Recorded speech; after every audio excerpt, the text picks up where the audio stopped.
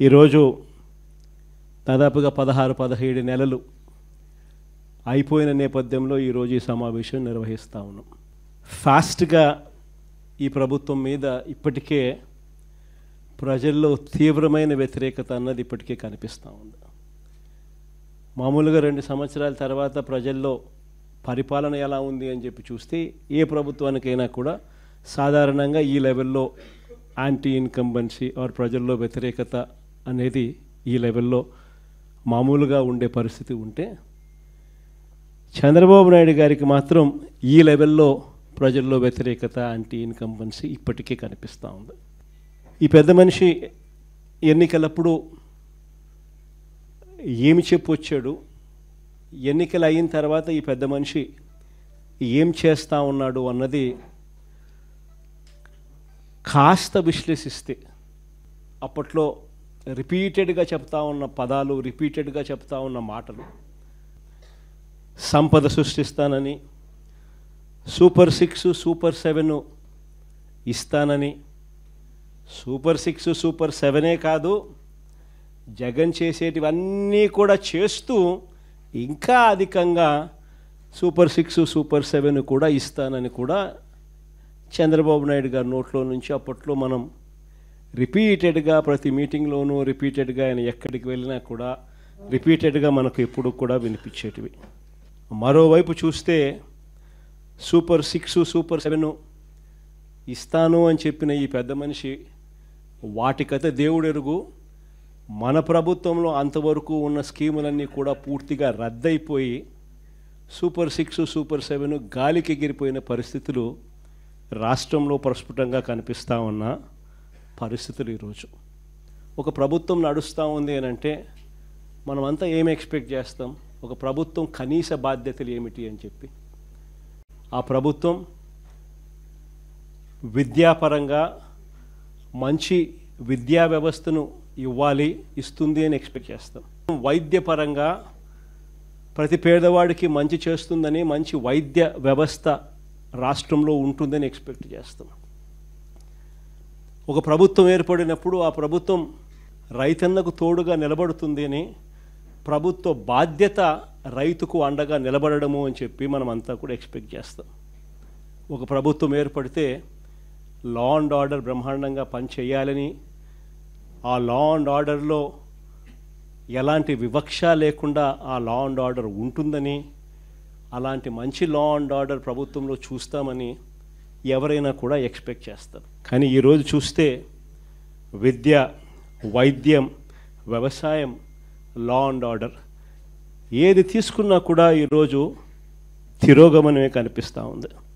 ఈరోజు రాష్ట్రంలో 17 నెలల కాలంలోనే ఇంత తక్కువ వ్యవధిలోనే ఇంతగా ప్రజల్లో వ్యతిరేకత మూటగట్టుకున్న పరిస్థితులు బహుశా మనం ఎప్పుడూ కూడా చూసిండం.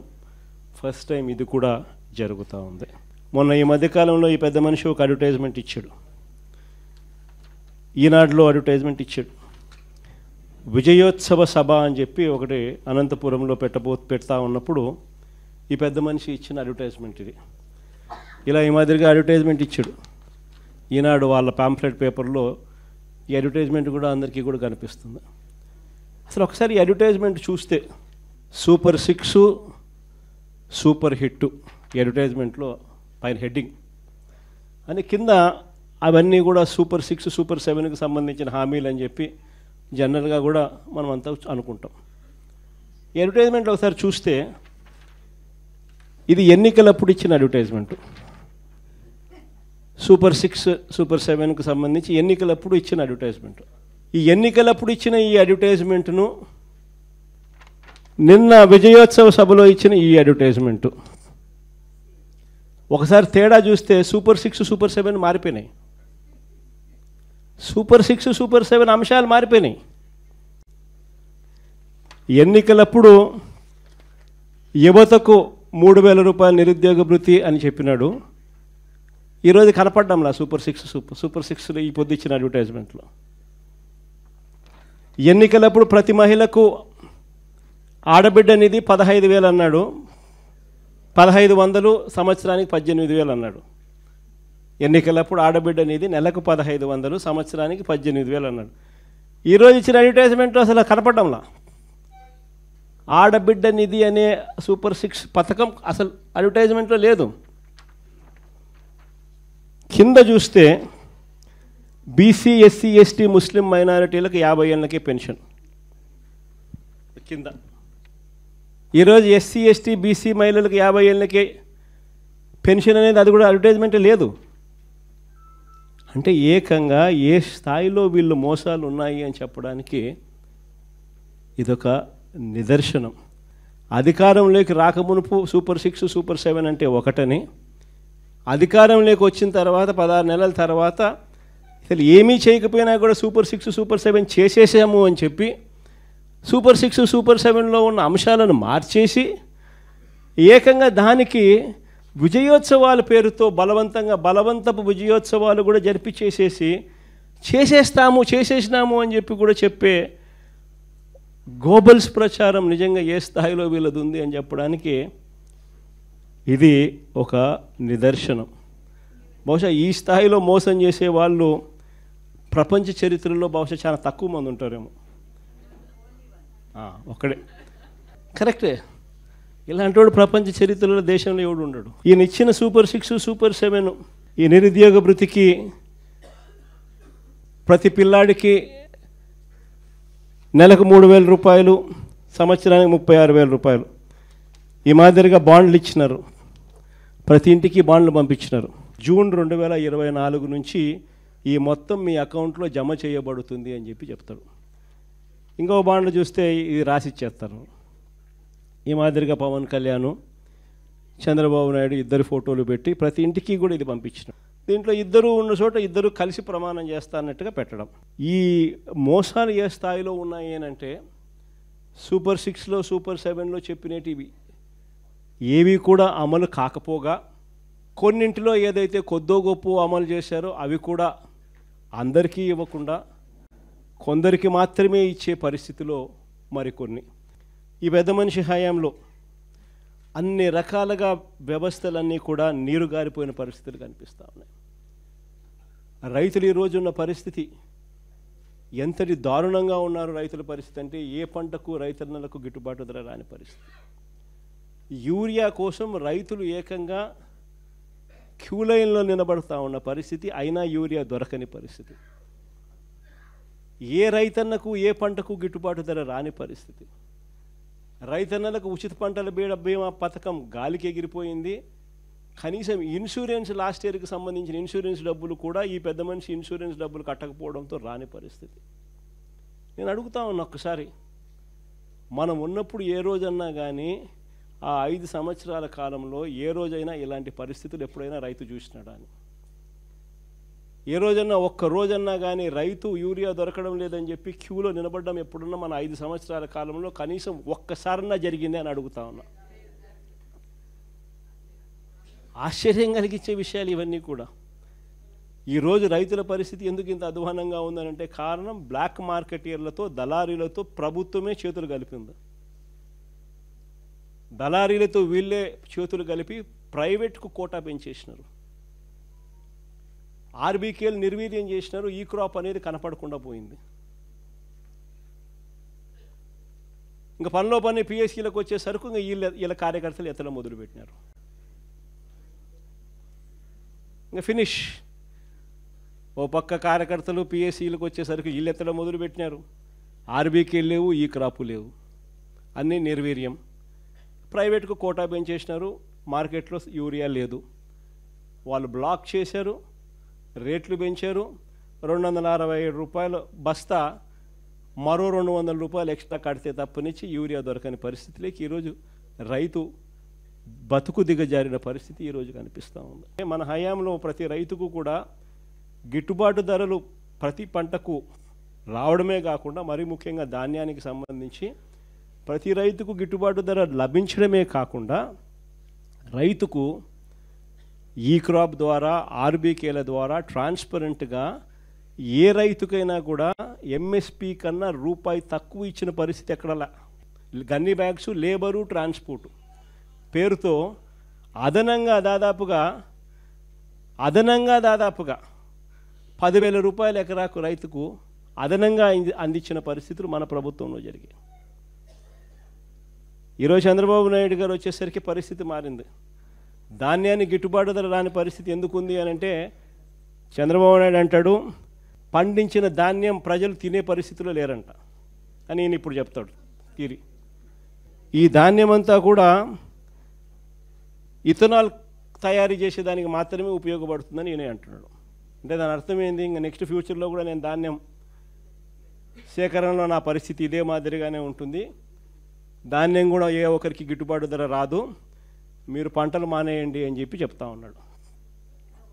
పోనీ ధాన్యం పరిస్థితే చంద్రబాబు నాయుడు గురించి ఇట్లా చెప్తా ఉన్నాడేమో అని అనుకుందాం. పోనీ మిగిలిన పంటలు యా పంటకు గిట్టుబాటు ధర వస్తూ ఉంది చంద్రబాబు అని అడుగుతా ఉన్నా. ఈరోజు చంద్రబాబు నాయుడు గారు ముఖ్యమంత్రి అయిన తర్వాత ఈరోజు రాష్ట్రంలో ఏ పంటకైనా గిట్టుబాటు ధర దొరుకుతూ ఉందా అని అడుగుతా ఉన్నా. కందులు తీసుకున్నా, మినుములు తీసుకున్నా, పెసులు తీసుకున్నా, సజ్జలు తీసుకున్నా, మిర్చి తీసుకున్నా, పొగాకు తీసుకున్నా, ఉల్లి తీసుకున్నా, టమాటో తీసుకున్నా, కొక్కో తీసుకున్నా, చీనీ తీసుకున్నా, మామిడి తీసుకున్నా, ఇలా ఏ పంట తీసుకున్నా కూడా ఏ ఒక్క పంటకైనా కూడా ఈరోజు గిట్టుబాటు ధర లభిస్తూ ఉందా అని అడుగుతా ఉన్నా. ఏ పంటకు రావడంలా. కారణం దగ్గర ఉండి ఆర్బీకే వ్యవస్థను నిర్వీర్యం చేసి, ఈ క్రాప్ అనే వ్యవస్థను నిర్వీర్యం చేసి, దగ్గర ఉండి సీఎం యాప్ అని continuous monitoring of agricultural price and procurement అని చెప్పి ఆర్బీకే స్థాయిలో మనం అలర్ట్ సిస్టమ్స్ పెట్టి, ఆర్బీకేలో పోస్టర్లు పెట్టి ఏ పంటకైనా కూడా ఈ రేటు కన్నా తక్కువ రేటుకు అమ్మే పరిస్థితి ఉంటే వెంటనే నోటిఫికేషన్ మనకు వస్తూ వెంటనే గవర్నమెంట్ ఇంటర్వ్యూన్ అవుతూ 7,800 కోట్లు మనం ఖర్చు చేస్తూ పంటల కొనుగోలులో కాంపిటీషన్ క్రియేట్ చేసి రైతులకు తోడుగా ఉండం. ఈరోజు ఆ పరిస్థితి లేదు. అందుకనే ఈరోజు ఏ పంటకు కూడా గిట్టుబాటు ధర రాని పరిస్థితి ఈరోజు కనిపిస్తూ ఉంది. ఇక ఒకసారి విద్యారంగం చూడు, నాడు నేడు గాలికి ఎగిరిపోయింది, ఇంగ్లీష్ మీడియం గాలికి ఎగిరిపోయింది, టోఫుల్ చదువులు గాలికి ఎగిరిపోయాయి, గోరు ముద్ద నీరు గారిపోయిన పరిస్థితులు, 8వ తరగతి పిల్లలకు ట్యాబులు ఇచ్చేది గాలికి ఎగిరిపోయింది, ఇంగ్లీష్ మీడియం చదువులు పిల్లలకు ఎండమావైపోయినాయి. సరే ఇవన్నీ పక్కన పెడదాం, నాడు నేడు పనులు ఆగిపోయాయి, సరే కాస్త ఇవన్నీ పక్కన పెడదాం. పెద్ద చదువులు చదువుతా ఉన్న పిల్లలకు ఏ త్రైమాసికం అయిపోతూనే ఆ త్రైమాసికం అయిపోయిన వెంటనే వాళ్లకు ఫీజు రీయింబర్స్మెంట్ కింద ఫీజులు ఇచ్చేవాళ్ళం మన ప్రభుత్వంలో. విద్యా దీవెన, వసతి దీవెన అని చెప్పి గొప్పగా ప్రభుత్వం అమలు చేసే పథకాలు. ఏ క్వార్టర్ అయిపోయిన వెంటనే ఆ క్వార్టర్. అలాంటిది మొట్టమొదటిసారిగా జనవరి, ఫిబ్రవరి, మార్చికి సంబంధించిన క్వార్టర్ 2024 మార్చి 16 ఎన్నికల కోడ్ వచ్చింది. జనవరి, ఫిబ్రవరి, మార్చికి సంబంధించిన క్వార్టర్ ఆ ఎన్నికల కోడ్ రావడంతో ఆగిపోయింది. తర్వాత చంద్రబాబు నాయుడు ప్రభుత్వం వచ్చింది, ఫినిష్. వసతి దీవెన ప్రతి ఏప్రిల్ 2024 ఎన్నికల కోడ్ వల్ల ఆగిపోయింది. మళ్ళీ ఏప్రిల్ 2025 మళ్ళా రెండవ ఇన్స్టాల్మెంట్ వసతి దీవెన 1,100 కోట్లు ఏప్రిల్ 2024, 1,100 కోట్లు ఏప్రిల్ 2025, 2,200 కోట్లు. ఇచ్చిందంతా 0. ఈరోజు పిల్లలకు చదువులు ఆగిపోతూ ఉన్న పరిస్థితులు.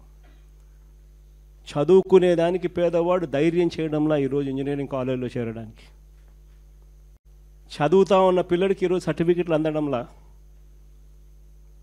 కాలేజ్ యాజమాన్యాలు ఈరోజు పిల్లలను చదివించాలి అని అంటే, తీసుకోవాలంటే భయపడతా ఉన్న పరిస్థితులు. ఇది విద్యారంగం పరిస్థితి. ఇంకా కాస్త ఒకసారి అడుగు ముందుకేసి చూస్తే ఇక వైద్య రంగం గురించి నేను చెప్పాల్సిన పనుల. ఆరోగ్యశ్రీ అన్నది 25 లక్షల దాకా ప్రతి పేదవాడు దర్జాగా ప్రైవేట్ హాస్పిటల్కి పోయి, నెట్వర్క్ హాస్పిటల్కి పోయి వైద్యం చేయించుకొని వచ్చే పరిస్థితి. 25 లక్షల దాకా ప్రతి పేదవాడికి ఉచితంగా వైద్యం అందే పరిస్థితి. 3,300 ప్రొసీజర్లకు వైద్యం అందిస్తూ ఉన్న పరిస్థితి. ఈరోజు ఆరోగ్యశ్రీకి ఈ పెద్ద మనిషి గత 16-17 నెలల నుంచి పెట్టిన బాకీ. మామూలుగా ఆరోగ్యశ్రీ నడపాలంటే నెలకు 300 కోట్లు అవుతుంది ఖర్చు. ఈ 17 నెలలు 16 నెలలు ఇంటూ 300 అంటే దాదాపుగా 4,500 కోట్లు. ఈ పెద్ద మనిషి 1000 కోట్లు కూడా ఇలా దాదాపుగా 3,500 కోట్లు బకాయిలు. ఏ పేదవాడు కూడా ఈరోజు ఆరోగ్యశ్రీ కోసం, వైద్యం కోసం ఏ పేదవాడైనా కూడా ఏ హాస్పిటల్కు పోలేని పరిస్థితి ఈరోజు కనిపిస్తూ ఉంది. ఇంకా ఆరోగ్య ఆసరా గురించి నేను చెప్పాల్సిన పని, ఆరోగ్యశ్రీ పరిస్థితి ఈ మాదిరిగా ఉంటే ఇంకా వైద్యం అందిన తర్వాత ఆపరేషన్ పీరియడ్లో ప్రతి పేదవాడికి నెలకు 5,000 రూపాయలు ఇచ్చి రెస్ట్ పీరియడ్లో సహాయంగా ఉండే గొప్ప కార్యక్రమం మన ప్రభుత్వ హయాంలో అమలయ్యేది. సంవత్సరానికి 450 కోట్లు ఖర్చు అయ్యే ఈ కార్యక్రమానికి ఈ 16 నెలలు 17 నెలలుగా అయిన ఖర్చు దాదాపుగా 600 కోట్లు. ఈ పెద్ద మనిషి చంద్రబాబు నాయుడు ఇచ్చింది పెద్ద బోర్డు సున్నా. ఈ పరిస్థితుల్లో ఉండగా ఈ పెద్ద మనిషి మెడికల్ కాలేజీలు అమ్ముతానంటాడు. అసలు బుద్ధి జ్ఞానం ఉన్నోడు ఎవడైనా మెడికల్ కాలేజీలు అమ్ముతాడని చెప్పి, గవర్నమెంట్ మెడికల్ కాలేజీలు అమ్మాలని చెప్పి ఆలోచన చేసే మనిషి ప్రపంచ చరిత్రలో ఎవడు ఉండడు. ఎందుకనంటే ఒక మెడికల్ కాలేజ్ అనేది ఎందుకు ఎంత అవసరమో తెలుసా? అసలు ఎప్పుడు అందరూ కూడా ఒకసారి ఆలోచన చేయండి. అసలు గవర్నమెంట్ ఎందుకు స్కూల్లో నడుపుతుంది? ఇక్కడే కాదు, దేశంలో, మన రాష్ట్రమే కాదు, దేశం మొత్తం. అసలు గవర్నమెంట్ ఎందుకు స్కూల్ నడుపుతుంది? గవర్నమెంట్ ఎందుకు హాస్పిటల్ నడుపుతుంది? గవర్నమెంట్ ఎందుకు ఆర్టీసీ బస్సులు నడుపుతుంది? ఎందుకో తెలుసా? గవర్నమెంట్ గన నడపకపోతే, గవర్నమెంట్ స్కూళ్ళు నడపకపోతే నారాయణ చైతన్య లాంటి వాళ్ళు పేదలను చదివించే పరిస్థితి ఉండదు. కాబట్టి గవర్నమెంట్ గన హాస్పిటల్ నడపకపోతే ప్రైవేట్ హాస్పిటళ్ళు పేదలను బతకనిచ్చే పరిస్థితి ఉండదు. కాబట్టి గవర్నమెంట్ గన ఆర్టీసీ బస్సులు నడపకపోతే అసలు గవర్నమెంట్ బస్సులలో పేదలు ఎక్కే పరిస్థితి, అసలు మామూలు బస్సుల్లో పేదలు ఎక్కే పరిస్థితి ఉండదు.